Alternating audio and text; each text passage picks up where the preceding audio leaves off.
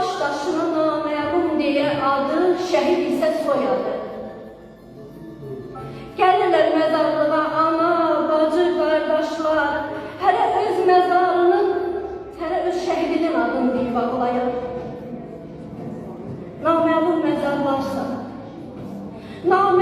məzarlarsa boynu bükük dayanar, yanından sakin, sessiz ötüb keçər adamlar. Bilməzlər bu məzarda yol gözləyən kimlər var. Bəlkə haradasa kimsə bu məzarda yatanın yollarını gözləyir. Bir Tanrıya bəllidir, kimdir bu kimsəsizlər? Kim bunları axtarar, kim bunları əzizlər? Haradasa itkin balam deyib göynəyən, yanan analar var dünyanın üzrə məzar sana.